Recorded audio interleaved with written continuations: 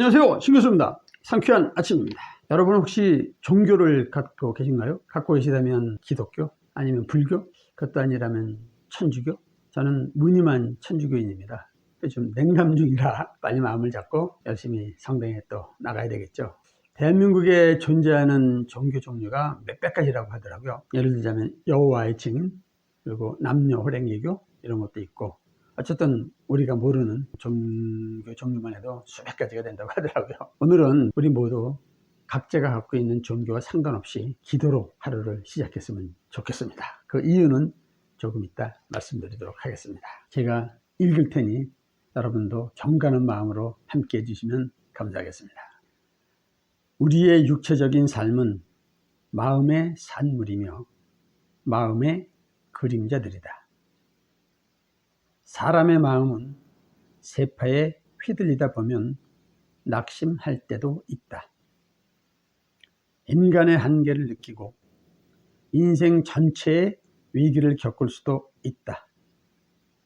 이럴 때 하나님의 은총과 부처님의 자비, 공자의 인덕이 우리를 건전해 구원해 줄 수 있기를 바라는 마음은 인간의 공통된 심정일 것이다. 죄 지은 것이 없다고 할지라도 무릎을 꿇고 기도하는 사람의 모습은 그 자체로 얼마나 아름다운가. 종교적인 명상은 기도하는 마음이다.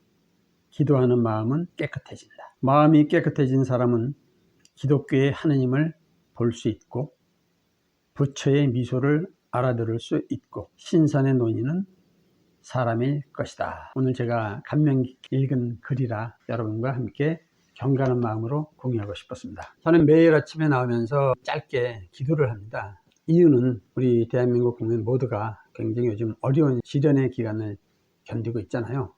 그런데 어찌 보면 우리하고 전혀 상관없어 보이는 나라긴 하지만 러시아와 우크라이나의 사태를 보면서 정말 지구촌의 한 멤버로서 이 사람들이 빨리 전쟁이 끝나고 평화와 행복이 찾아왔으면 좋겠다, 그런 생각을 많이 합니다. 아마 나이를 먹어서 그런지 더 그런 생각이 많이 드는 것 같아요. 어제 뉴스를 보니까 한 사람이 제 나이 또래 정도 되는 것 같아요.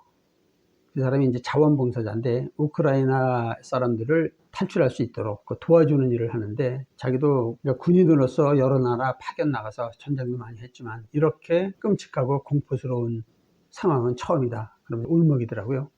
그러니까 우리나라 기자가 이렇게 물어봅니다. 영상통화를 하면서 그렇게 어렵게 힘든 일을 왜 하십니까?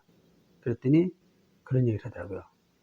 그래도 살 수 있다는 희망을 누군가는 전해야 되지 않겠습니까? 그래서 이 일을 합니다. 그러면서 이렇게 울컥하면서 눈물을 터뜨리는데 저도 울컥해갖고 정말 좀 힘들었어요. 그래서 빨리 우크라이나 사태가 진정 끝나기를 진심으로 기원했지요. 그런데 왜 이런 일이 일어날까요? 인간의 종류를 크게 나누면 5종류로 나눌 수가 있답니다. 상위 5%, 그 다음에 하위 5%, 나머지 90%는 이제 평범한 사람들이죠. 물건으로 따지게 되면 상위 5%에 해당하는 사람들이 우량품이고, 하위 5%에 해당하는 사람들이 불량품이고, 나머지 90% 우리같이 평범한 사람들은 표준품이죠.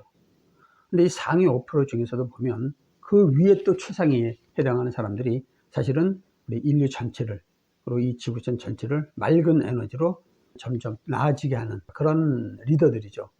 예를 들자면 예수 그리스도나 또 부처님이나 공자님 같은 분들, 좀 더 가깝게 생각한다면 교황님, 그리고 도력이 높은 스님들, 이런 분들이 해당이 될 것이고, 이런 분들이 사실상 리더가 돼야 지구촌 전체가, 인류 전체가 점점 발전하고 나아질 수밖에 없죠.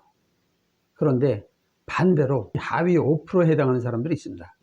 이런 사람들은 아무리 좋은 환경을 만들어줘도 어떻게든지 이 환경을 깨부시려고 하는 사람들이 있어요.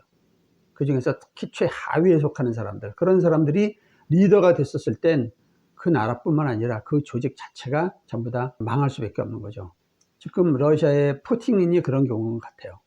이 사람은 오직 자기밖에 모르잖아요. 자기 욕심을 위해서 우크라이나 그 어린아이들 뿐만 아니라 부녀자들까지도 그렇게 잔인하게 살해하고 이러는 걸 보면 참 인간의 종류도 정말 다양하구나. 어떻게 저런 사람이 리더가 돼서 이렇게 끔찍한 상황을 만들고 있구나. 그런데도 사실상 유엔이나 이런 데서 이렇게 크게 제재를 못하는 걸 보면 참 마음이 정말 아프죠. 그런데 이런 말을 해도 좋을지 모르지만 그래도 그런 나라에 태어나지 않은 게 정말 다행이다, 저는 그렇게 생각합니다. 인간의 운이 세 가지가 있다고 합니다. 첫째는 부모 운이죠. 내가 태어났는데 우리 부모가 예를 들어서 뭐 갑부였고, 그리고 인성도 아주 좋아서 굉장히 화목하고 그런 집안에서 태어났다 그러면 그 사람의 인생은 비교적 평탄하게 흘러갈 수밖에 없지 않겠습니까? 반대인 경우는 뭐 얘기 안 해도 알겠죠. 아주 어려운 가정에 태어나서 매일 서로 못 잡아먹어서 부부싸움만 하고 있고, 그런 집안에서 태어난다면 그 사람의 인생은 어려운 가시밭길을 걸을 수밖에 없겠죠. 여러분의 부모운은 어땠나요?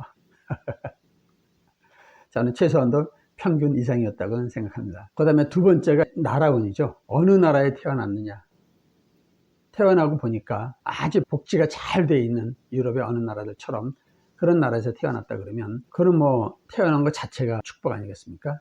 그래서 비교적 행복한 삶을 살게 되겠죠. 반대인 경우 태어났는데 아시아나 아프리카의 최빈국에서 태어났다면 그 사람은 정말 어려운 삶을 살 수밖에 없겠죠. 그다음에 마지막이 시대운입니다. 어떤 시대에 태어났느냐. 예를 들자면 우리나라는 6.25 전쟁을 겪었었죠. 그리고 일제강점기도 겪었었고, 이 시대를 살았던 분들은 정말 시대운이 좋지 않은 사람들이죠. 마찬가지로 지금 러시아와 우크라이나의 전쟁을 겪고 있는 이런 사람들은 시대운이 정말 안 좋은 겁니다. 현재 우리나라의 시대운은 어떨까요? 이제 우리나라도 곧 새 정부가 탄생을 하는데 우리나라를 잘 이끌어 나갈 이 리더들이 정말 상위 5% 안에 드는, 그리고 욕심 없는 정말 맑은 에너지를 갖고 있는 그런 정치 지도자들이기를 우리 진심으로 기원해 봅니다. 오늘은 어차피 기도로 시작을 했으니까 좋은 글 마지막으로 몇 줄 함께 공유하면서 오늘 하루를 마무리하도록 하겠습니다. 여러분이 잘 아시는 성 프란치스코의 평화를 구하는 기도의 몇 구절입니다. 미움이 있는 곳에 사랑을, 다툼이 있는 곳에 용서를, 분열이 있는 곳에 일치를, 절망이 있는 곳에 희망을. 오늘은 기도로 하루를 시작해서 기도로 하루를 마무리합니다. 우리 모두 지구촌의 구성원으로서 우리나라뿐만 아니라 이웃나라 러시아와 우크라이나 국민들 모두에게 빨리 전쟁이 마무리되고 그리고 평화와 행복이 가득한 그런 삶을 살 수 있기를 우리 모두 진심으로 기원하면서 하루를 시작했으면 좋겠습니다. 경건한 마음으로. 됐죠? 오케이. 자, 우리 모두 오늘도 행복한 상상과 절대 긍정 마인드로 활기차게 출발하겠습니다. 우리 모두 파이팅! 감사합니다.